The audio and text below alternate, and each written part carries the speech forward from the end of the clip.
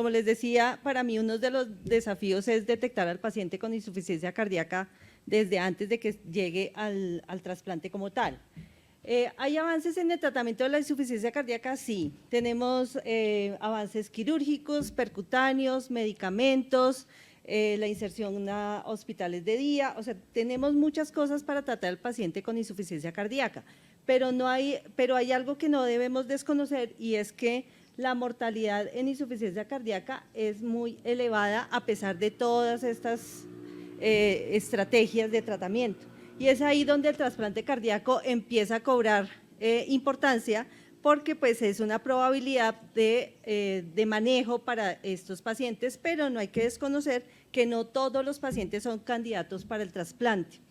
La selección correcta de candidatos, indudable, y lo vamos a ver ahora y ya lo hablamos de alguna manera en el conversatorio. Limitaciones, todas. Número insuficiente de donantes, y recordamos la charla que dio el doctor Quintero esta mañana, pues la limitación es importante, el embudo que él mostraba, pueden salir muchos donantes potenciales para trasplante, pero muy pocos ser donantes reales. Y si nos acordamos de una de las diapositivas de él, la lista de espera para trasplante cardíaco también es muy corta. Él nos mostraba que a hoy, según lo que recuerdo en la charla, tenemos 48 pacientes en lista de espera a nivel nacional. Eso nos dice que la selección de pacientes para corazón es muy selectiva. Número inadecuado de corazones disponibles, sí, pueden salir muchos donantes, pero no todos los corazones son elegibles para ser trasplantados. Eso hace que el tiempo de lista de espera sea más largo para algunos candidatos. Si vemos entonces, vamos a retomar algo de lo que hablaba, y es que la insuficiencia cardíaca, las estadísticas nos muestran, primero, que son muchos los pacientes con insuficiencia cardíaca, que la mortalidad a 5 años puede ser hasta del 50%, a un año en estadios avanzados, es decir, el estadio de la insuficiencia cardíaca puede ser hasta el 80%. Las rehospitalizaciones, lo vemos en este cuadrito, las rehospitalizaciones son bastante importantes a los 30 días, 6 meses, un año, tenemos rehospitalizaciones de los pacientes de manera muy frecuente. Y es así, como les decía en una de las preguntas, uno de los desafíos es que los pacientes nos lleguen tempranamente. ¿Y qué pasa? Que los pacientes no son derivados de manera oportuna a servicios especializados, y pues hay un artículo que es reciente, de ahora de este año, donde nos están haciendo como recordatorios y herramientas para que los médicos en atención primaria tomen acrónimos donde diga, ojo, este paciente necesita que atención primaria, es decir, medicina interna, familiaristas, etcétera, puedan derivar a los pacientes de manera temprana, y uno de los acrónimos es el check-in. Si tenemos esa palabra en mente, o el médico tiene esa palabra en mente, puede mirar que el paciente tiene comorbilidades no controladas que pueden llevar a una insuficiencia cardíaca avanzada de manera temprana. Diagnósticos como miocardiopatías hipertróficas, amiloidosis deben ser tratados en una unidad especializada. Estos pacientes no son pacientes para que se queden en atención primaria y necesitan una atención por un cardiólogo especializado, o ni siquiera especializado hasta el momento, un cardiólogo que empiece a tratar todas estas enfermedades o factores de riesgo que pueden llevar a que ese paciente pueda tener una insuficiencia cardíaca potencialmente trasplantable, y eso nos va a cambiar la comorbilidad del paciente y el pronóstico de este paciente. Entonces, este acrónimo nos dice cuando el paciente ya empieza con síndrome cardiorrenal, es decir, ya empieza a tener un compromiso importante, la NIJA empieza a deteriorarse, y todo esto pues nos lleva a que ese paciente vaya a una unidad especializada, o a una unidad, no, todavía no, a una unidad de cardiología. Pero ¿cuándo a una unidad especializada de insuficiencia cardíaca? Que hay otro acrónimo. Este acrónimo también nos dice cuando el paciente ya tiene un diagnóstico como tal, y aquí en este algoritmo nos muestra cómo se diagnostica o cuál es la definición de la insuficiencia cardíaca. La definición de insuficiencia cardíaca es, primero, pues tener unas imágenes, que puede ser un ecocardiograma, los signos y síntomas de deterioro de insuficiencia cardíaca, el aumento de los niveles de proBNP, Esto nos perfila al paciente para insuficiencia cardíaca y este acrónimo nos dice paciente no respondedor, paciente que necesita profundizar en el diagnóstico, paciente que además de su insuficiencia cardíaca o ya la enfermedad cardíaca como tal está afectando otros órganos porque ya tiene una hipoperfusión tisular, etcétera, y ya nos muestra que ese paciente necesita ayuda. Es el momento en que el paciente necesita ser enviado a una unidad especializada de insuficiencia cardíaca. Y aquí pues ya otro acrónimo, donde ya nos perfila el paciente con insuficiencia cardíaca y es un acrónimo que nos dice cuándo este paciente, y aquí si nos vamos a mirar cada una de las letras, es el paciente posiblemente trasplantable. Paciente que tiene necesidad de inotropía, paciente que los péptidos natriuréticos persistentemente están elevados, paciente con fracción de eyección menores a 35, hospitalizaciones recurrentes, paciente que está en un hospital día, paciente con edemas recurrentes que no son respondedores a diuréticos y el pronóstico, a pesar de que su manejo tanto farmacológico o con ayudas adicionales, pues el paciente sigue o persiste en insuficiencia cardíaca y esto nos dice, ojo, que puede ser un paciente trasplantable. Ya empezamos entonces a meternos en el tema del trasplante. Importante saber cuáles son las instituciones en Colombia que tienen trasplante. Son 10 instituciones en Colombia, que era lo que les comentaba en el conversatorio, y es a donde los pacientes van a ser direccionados para entrar a las listas de espera. Hay un artículo en la revista de la Sociedad Colombiana de Cardiología, también es reciente, es de este año, donde se hizo una revisión o una cronología del trasplante en Colombia. Nosotros ya cumplimos 35 años trasplantando en Colombia y si vemos, pues aquí está por número las instituciones que trasplantan y aquí nos hicieron como un resumen de cuántos trasplantes llevan cada institución a diciembre del 2021. Si vamos al total de procedimientos son 1.451 y esto va adultos, pediátricos, pacientes con trasplantes combinados y retrasplantes. Si nos llama la atención es un número bajo para 35 años. Esto nos dice que el trasplante cardíaco es uno de los trasplantes que más exquisito y más exigente es y por eso pues no muchos entran a las listas de trasplante. La media de supervivencia global 12.5 y los pacientes que son trasplantados y superan el primer año pueden tener una sobrevida de 15 años, pero esto no quiere decir que pacientes que ya están llegando a los 15 años pues ya tengan una pérdida del injerto o empiecen a hacer regresiones a insuficiencia cardíaca. De hecho, tenemos pacientes con 20, 25 años de trasplante, que eso nos dice que podemos superar esta estadística y que estos números pues son tomados de reportes en revistas internacionales, pero pues nos llama la atención también que todo lo que hablamos en el conversatorio pues nos lleva a manejo de adherencia, manejo de factores de riesgo y etcétera para poder superar la barrera de los 15 años. Ya empezamos a mirar cuáles son la elección de un receptor o cuál es el objetivo de una unidad de insuficiencia cardíaca para elegir los posibles pacientes de trasplante. Primero, definir la indicación del trasplante cardíaco. No todos los pacientes con insuficiencia cardíaca son susceptibles de trasplante. Evaluar otras alternativas terapéuticas. En algunas ocasiones nos llegan pacientes direccionados de otras ciudades, incluso con la indicación de estudio pretrasplante y resulta que el paciente, 1, no tenía la terapia farmacológica suficiente, 2, el paciente no se le había revisado con un cateterismo cardíaco y probablemente lo que necesitaba era una revascularización, 3, paciente que se podía beneficiar de un dispositivo eléctrico y cosas que nos difieren la posibilidad de trasplante. Por eso estos pacientes deben ser específicamente muy bien estudiados. Establecer el momento de entrar a la lista y cuándo un paciente de estos se nos convierte en una urgencia. Definir las contraindicaciones. Saber que un paciente va a tener un mayor o menor beneficio con trasplante o la contraindicación es tal que la comorbilidad puede ser peor que ser llevado al mismo trasplante. Escenarios específicos, los pacientes se deben evaluar de manera individualizada y seguimiento durante la lista de espera. En ese sentido, podemos resumir de alguna manera cuáles son las indicaciones de trasplante y acordémonos el acrónimo donde nos perfilaba el paciente con insuficiencia cardíaca. Pacientes con estadio de la falla cardíaca, NIHA 3-4, que a pesar del manejo farmacológico óptimo o estrategias de manejo, sigue y persiste en insuficiencia cardíaca avanzada. Consumo pico medido con una prueba cardiopulmonar o una ergoespirometría donde nos dice que el consumo pico de oxígeno es menor a 14 y cuando nos vamos a cifras más bajas, pues es un paciente de muy mal pronóstico posterior al trasplante. Arritmias ventriculares sintomáticas recurrentes o refractarias a pesar del tratamiento y pacientes que persisten con angina y que no es una angina que sea susceptible a una revascularización, bien sea percutánea o quirúrgica o que necesite ser vinculado a un programa de contrapulsación externa para manejo de angina persistente. Estos son los pacientes que engloban los que podrían ser candidatos para trasplante. ¿Cuáles son las indicaciones de que uno de estos pacientes que ya tenemos como encaminado para trasplante se vuelve urgencia?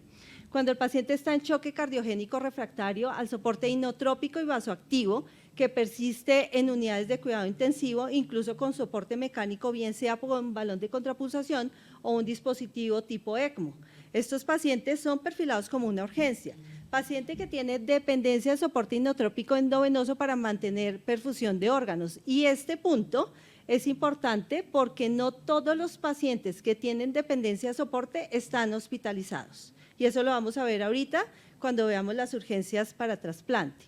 Pacientes que necesitan un retrasplante por fallo primario del injerto, esto no es muy común realmente, se ve muy poco, no tenemos retrasplante que sea por fallo del injerto, pero pues es una de las causas de urgencia. Estas son las urgencias o la clasificación de las urgencias 0 para trasplante que son direccionadas por la Red Nacional de Trasplante. Cuando nosotros pensamos en que un paciente debe ser incluido en una lista como urgencia prioritaria para trasplante, tenemos que mirar específicamente en cuál de estos estadios está.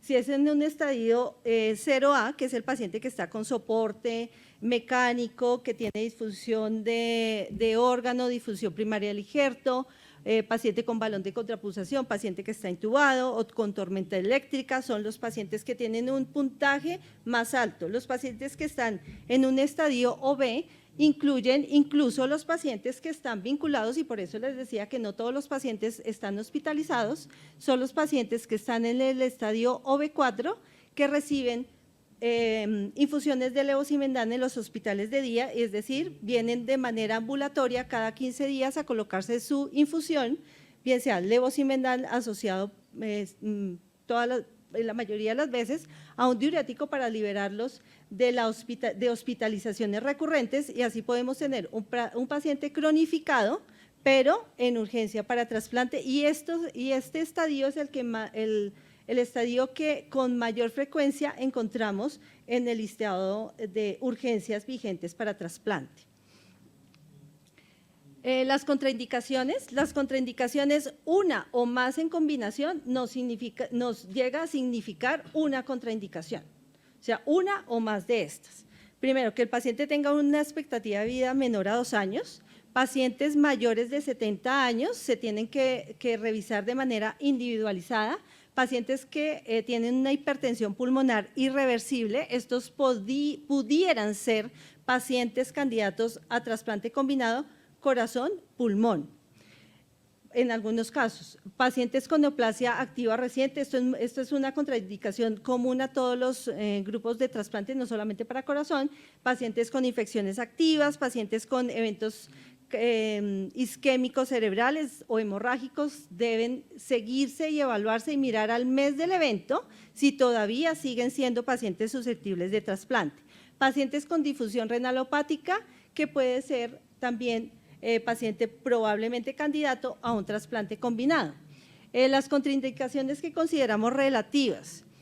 Hablábamos en las horas de la mañana del soporte psicosocial inadecuado. Pacientes que son evaluados en conjunto por psiquiatría, psicología, trabajo social, y lo que hablamos esta mañana, las enfermeras tenemos un ojo que probablemente los médicos no lo tienen. Tenemos una formación que nos permite mirar más allá de lo que el médico ve. A veces al médico se le escapan cositas y nosotros detallamos cosas muy muy sensibles que nos pueden decir que este paciente va a tener problemas en el posoperatorio dado por inadherencia, de pronto un soporte psicológico o emocional que le dificulta tener una responsabilidad como un trasplante. Estos son pacientes que tenemos que estar muy pendientes y mirar si es una contraindicación todavía relativa o se vuelve una contraindicación absoluta. Pacientes que tienen antecedente de consumo de sustancias tóxicas, igual como a otros trasplantes, deben tener un periodo mínimo libre de consumo de 6 meses y este periodo debe ser certificado o por un psiquiatra o por una entidad o un programa de rehabilitación que nos diga que efectivamente el paciente está libre de consumo. No es por no creerle al paciente, pero pues el paciente con el afán de solucionar sus problemas nos puede decir que el consumo ya cesó. Y la familia puede ser secundar esa respuesta por el afán a que el paciente no llegue a una lista para trasplante. Pacientes que tienen una enfermedad sistémica, enfermedades renales, pacientes que son diabéticos, son pacientes que pueden ser trasplantados, sí, pueden ser trasplantados de solo corazón o trasplante combinado o simplemente llegar a convertirse en una contraindicación que pasa de relativa a una contraindicación absoluta.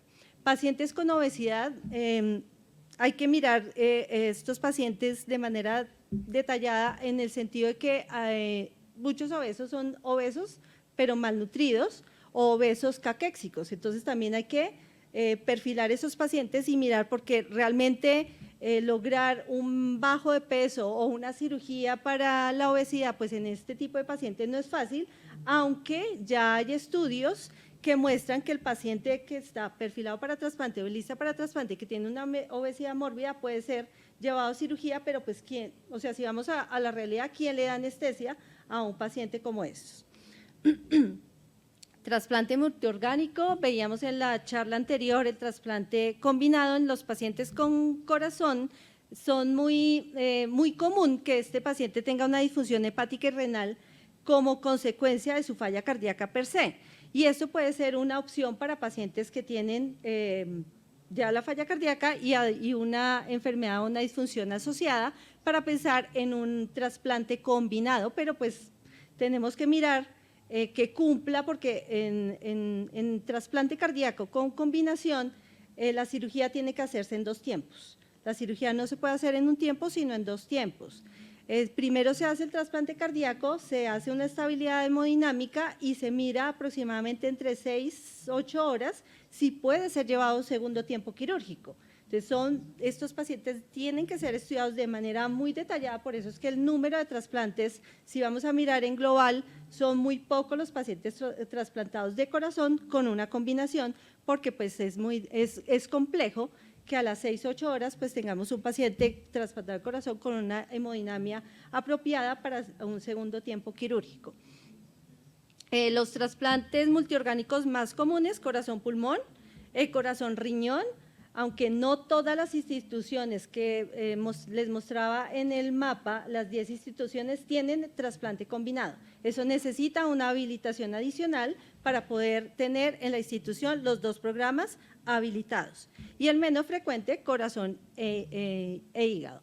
Los pacientes con corazón-pulmón frecuentemente son los pacientes que tienen una enfermedad cardíaca congénita, que ya tienen una hipertensión pulmonar generada por su misma enfermedad congénita.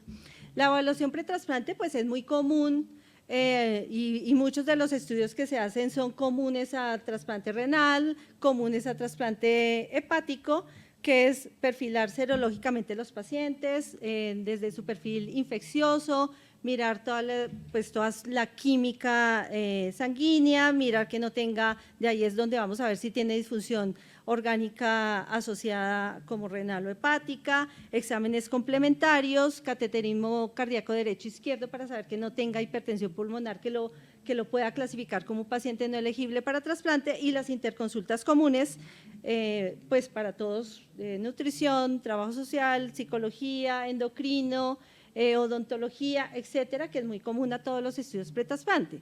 Pero pues dentro de la evaluación de los pacientes que van para corazón, tenemos que tener presente peso, talla, porque el donante que vayamos a elegir tiene que tener una proporción no mayor o menor de 20%, porque no puede haber una disparidad para el momento del trasplante. Lo otro es saber si este paciente ya tuvo una intervención quirúrgica, es decir, es un tórax que, entre comillas, no es virgen, es un tórax que ya fue invadido, es un esternón que ya tuvo una cirugía previa, y estos pacientes, cuando son llevados a trasplante, el tiempo quirúrgico se alarga porque al retiro de los alambres el esternón tiene mucha adherencia y en sí la cavidad pericárdica tiene mucha adherencia secundaria a una intervención anterior, y esto pues es importante para el grupo quirúrgico de trasplante. Las vacunas. Todos los pacientes que están en un programa de crónicos, crónico hepático, crónico renal, crónico cardíaco, deberían ser vacunados, no solamente pensando en que sean candidatos a trasplante, sino todos deberían tener un esquema de vacunación obligatorio, y más cuando estamos pensando en que es un paciente susceptible de trasplante, pues si va a ser un paciente que va a estar inmunocomprometido, pues hay muchas infecciones que son prevenibles y las podemos prevenir mediante las vacunas. Es exigente que todos los pacientes tengan un esquema de vacunas al día. Si en estos pacientes que algunos entran como urgencia en corazón, pues no nos da el tiempo de poderlos vacunar, pero deben ser vacunados bajo régimen estricto que nos lo va a dictar infectología. Aproximadamente a los 6 meses de trasplante podemos retomar todos los esquemas de vacunas, de manera que el paciente pues pueda recibir el beneficio de esta vacunación. Evaluación de riesgo, de alguna forma lo hablamos también en la mañana. El paciente tiene que tener unas expectativas reales. El tiempo de espera, y sobre todo para corazón, pues es muy impredecible como para cualquier trasplante, pero al ser tan exigentes en la elección de los donantes, pues el tiempo de espera puede ser muy largo. Y es así que muchos pacientes pues no llegan felizmente a esta espera, sino se van quedando en el camino. Tenemos que evaluar el paciente y familia qué expectativa tiene con respecto al trasplante, al post-trasplante, si ocurre un fracaso del trasplante, están o son capaces de poder direccionar este fallo y poder pues tener un éxito del trasplante indirectamente, así pues no sea el éxito que estamos buscando. El periodo de evaluación él también tiene y suma dentro del tiempo para ingresar a la lista de espera, y como les decía en el conversatorio, algunos pacientes vienen fuera de Bogotá. Y pues venir fuera de Bogotá tenemos que sumar el tiempo del estudio pretrasplante, quedarse acá, ingresar a lista y esperar. Tenemos que perfilar el paciente. Cuando hablábamos esta mañana de educación, el nivel educacional es importante, porque asimismo nosotros vamos a saber cómo llegarle a determinada persona. No es lo mismo el paciente que no tiene una formación estudiantil, llegó a un quinto primaria, no completó su bachillerato o no estudió, o el paciente que ya tiene una formación universitaria. La educación y los términos de comunicativos por parte de enfermería y del equipo médico pues tienen que ser diferentes, y por eso el paciente debe ser perfilado, lo mismo que con la familia. El examen mental, pues el examen mental obviamente nos va a decir también qué esperamos del paciente, qué espera el paciente del grupo de trasplante, qué espera el del trasplante y cuál es su expectativa real y cuál es la expectativa después del trasplante. ¿Qué quiero yo hacer después del trasplante? ¿Quiero seguir en casa? ¿Quiero seguir viviendo una cronicidad de la enfermedad? ¿O quiero, en el caso de pacientes jóvenes, quiero seguir estudiando, quiero seguir trabajando? Quienes son cabeza de familia, ver la oportunidad de tener una inserción social, eso es importante.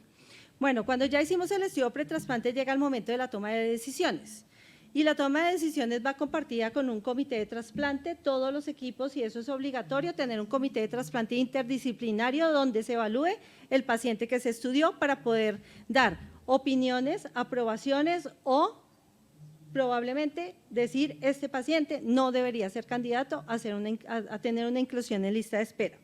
Y en el caso de trasplante cardíaco, pues se identifica si es un paciente que puede entrar a la lista de espera como tal o incluso ser paciente candidato al implante de dispositivos de asistencia ventricular izquierda, bien sea como puente para trasplante, aunque económicamente Colombia no está para poner este tipo de dispositivos como puente, sino dejarlo como terapia definitiva. Pero para poder elegir este tipo de pacientes también se debe ser muy exigente en la elección de estos pacientes porque la autonomía del equipo depende del manejo que el paciente le dé en su casa. Baterías, alarmas, cuidado de la línea que lleva al controlador del equipo y eso también hace que sea muy exigente poder elegir los pacientes que son o pueden ser candidatos a dispositivos de asistencia y esto nos lleva de pronto a que muchos de estos pacientes no lleguen a esta tecnología que de por sí es bastante costosa, no solamente en términos de economía, sino que el paciente pueda tener una vida lo más normal posible llevando consigo un dispositivo del cual su vida depende. Entonces ahí entramos a la discusión de si es trasplantable, si entra a lista o si es susceptible de implante de un dispositivo. También podemos ver si el paciente debe continuar en tratamiento farmacológico porque por alguna razón no es elegible en ese momento de manera temporal o definitiva o si es un paciente al que debe ingresar a programa de cuidados paliativos y puede ser al hospital día para infusión de levosimendan de manera que podamos librarlo de hospitalizaciones recurrentes. Cuando el paciente entra a lista de espera, pues el paciente debe reconocer que también tiene un compromiso. No es únicamente un compromiso desde la cara de su unidad de trasplante, sino que yo también adquiero un compromiso. Un compromiso de estar disponible en el momento del llamado, estar localizable en el momento del llamado. Segundo, para los pacientes específicos de corazón, trasladarse a la ciudad donde va a ser trasplantado porque el tiempo de isquemia fría para corazón es muy corto. Entonces, no da la posibilidad de que un paciente esté lejano a su sitio de trasplante porque seguramente no va a llegar y ese corazón no se va a trasplantar y va a ser reasignado a otro paciente de la lista. Debe seguir todas las instrucciones de su equipo de trabajo, debe tener comunicación permanente con la enfermera de su equipo, de manera que pueda tener una interrelación con ella y nosotros poder saber si el paciente en un momento dado debe ser excluido temporalmente o definitivamente de la lista. Tener un seguimiento por el equipo de trasplante, el paciente igual sigue siendo paciente del programa de insuficiencia cardíaca y tiene que seguir crónicamente pues, sus controles antes de ser llevado a trasplante y ese equipo será su mismo equipo para poderlo seguir en el después.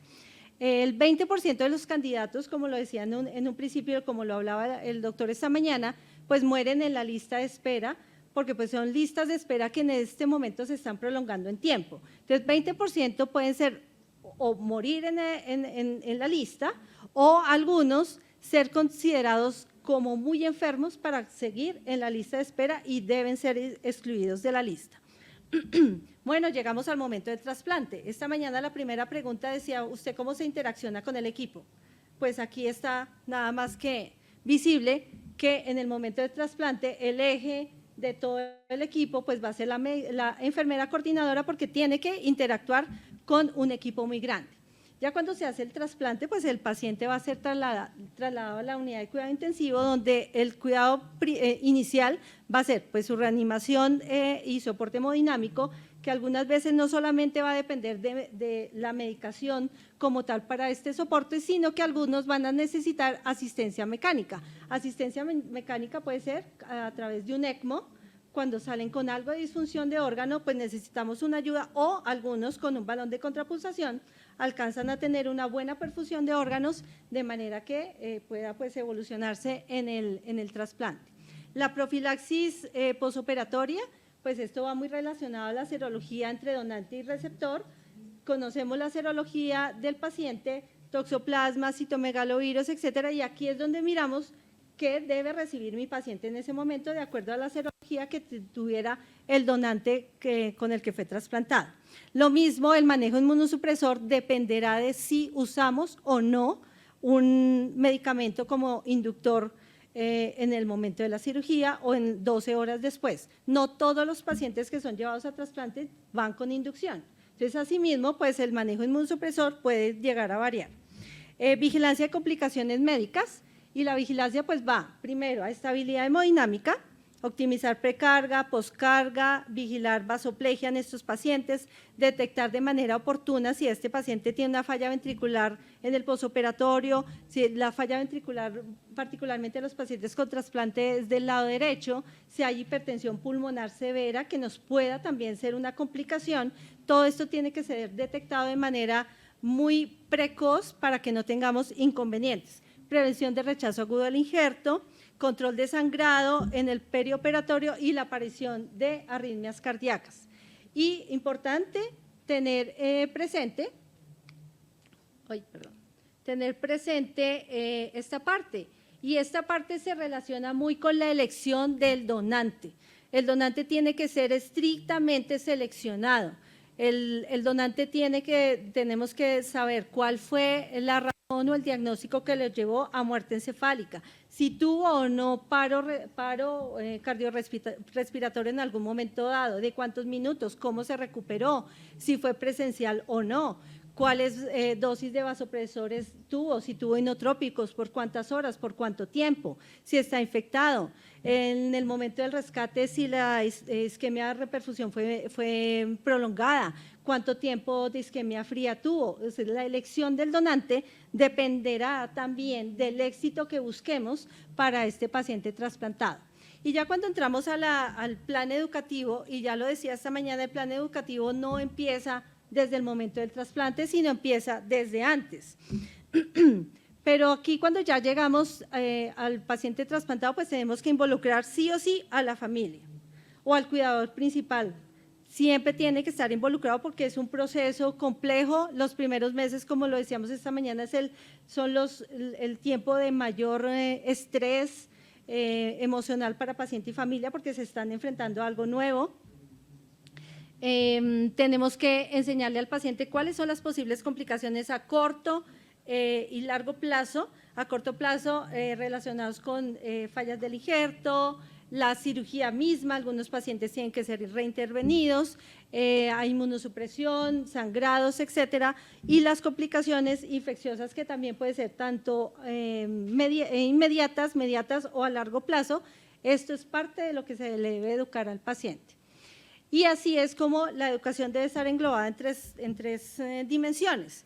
Los conocimientos que tiene el paciente tanto desde antes, desde que venía siendo tratado en su unidad de insuficiencia cardíaca, reducir de esta manera el estrés, la ansiedad, porque en la medida que yo más conozco de mi enfermedad, del pronóstico, de lo que tengo que hacer, pues va a reducir esa ansiedad y vamos a tener un mejor manejo del paciente, la habilidad que tiene el paciente para adquirir todos esos conocimientos, el poder saber y el poder hacer. Si el paciente sabe qué hacer, en un momento de emergencia o urgencia va a tomar decisiones acertadas y no se va a bloquear si tiene el conocimiento o el entrenamiento adecuado. Actitudes, el paciente puede tener actitudes ambivalentes, sí, el paciente puede entrar entre paciente muy tranquilo, muy relajado, al paciente muy estresado. Entonces, esto lo tenemos que manejar dentro de las unidades. El plan educativo, ¿cuál es el plan educativo? Y eso es común a todos los programas de trasplante. Primero, el conocimiento del paciente de su enfermedad, y eso viene desde la unidad de crónicos. Después, ¿qué viene con el trasplante? Y algo que el paciente tiene que tener es que el trasplante no le cambia al 100% lo que venía de antes. Él sigue siendo un paciente, entre comillas, un paciente crónico. O sea, el trasplante no le cambia de tajo todo lo que tenía de atrás, sino que lo vamos a empezar a manejar. Tiene que aprender signos y síntomas de alarma, rechazo, infecciones, identificar cuándo es una urgencia, medidas de aislamiento, lo que les hablaba en un inicio, las vacunas, cómo me protejo, los cuidados de la piel, los medicamentos, la dosis, cómo lo titulo, cómo me tomo los niveles, cuáles son los efectos adversos esperables, cuáles no, nutrición, después de trasplante, qué voy a cambiar con respecto a mi nutrición, salud mental y soporte, la familia si detecta algún cambio en su familiar que lo informe, tiene que tener una actividad y ejercicio, rehabilitación cardiovascular. Todos estos pacientes llegan en un grado de desacondicionamiento importante, por eso también es importante que estos pacientes durante la espera para trasplante vayan a los servicios de rehabilitación cardiovascular. Hace mucho tiempo se creía que el paciente con insuficiencia cardíaca en estadios avanzados debería estar quieto. Error. El paciente también se puede rehabilitar y el paciente puede tener un programa de ejercicio direccionado y el posoperatorio va a ser mucho más fácil de manejar. Y otros, pues el manejo de las mascotas, manejo odontológico, todo esto es parte del plan educativo. Una de las preguntas de esta mañana era, ¿qué hace usted para la adherencia? ¿Cuáles son sus estrategias de adherencia? Primero, saber por qué el paciente está inadherente. ¿Es algo propio del paciente? La entidad a la que está afiliada le está generando las barreras, socioeconómicamente tiene problemas, no tiene la cobertura que necesitamos. Eso lo tenemos, antes de decir, ay, es que ese paciente no hace lo que… No, mirar qué es lo que está pasando, si es una barrera propia del paciente o una barrera en el entorno del paciente. No culpabilizarlos, establecer una buena relación, lograr que el apoyo familiar sea un apoyo perdurable, adaptar el tratamiento a una rutina, que no se vuelva como una obligación, sino que se vuelva algo rutinario, pero que no sea una carga para el paciente, darle medidas o herramientas para que esto no pase, darle la alternativa de que tenga recordatorios para la toma de los medicamentos y todo, como lo decía una de las compañeras esta mañana, darle herramientas escritas, un folleto, una cartilla, etcétera. El rol de enfermería dentro de los programas, lo hablamos esta mañana, eje central de los programas de trasplante, participa activamente en todas las fases del trasplante, tiene comunicación efectiva, da herramientas de autocuidado, vigila que las guías y los protocolos se estén dando de manera adecuada. Tenemos relación directa con las entidades de salud o la entidad aseguradora, con la Red Nacional de Trasplante, desarrollamos pues actividades de prevención para morbilidad y mortalidad, y pues los roles usuales que tenemos o los que nos dicta pues de enfermería están presentes todo el tiempo. Tener un programa estandarizado, esto también, plan de cuidado establecido, el tener enfermeras especializadas dentro de los programas de crónicos pues también es una alternativa posible, real y efectiva. Y pues mensajes para finalizar. El trasplante cardíaco continúa siendo el tratamiento disponible y elegible para los pacientes con insuficiencia cardíaca avanzada. Lo importante es que lleguen en el momento que deben llegar. Autocuidado, base de la educación, promover estilos de vida adecuados y promover la integración psicosocial del paciente y identificar cuál es el cuidador primario y cuál es, que él participe dentro de todo el proceso de trasplante. Muchas gracias.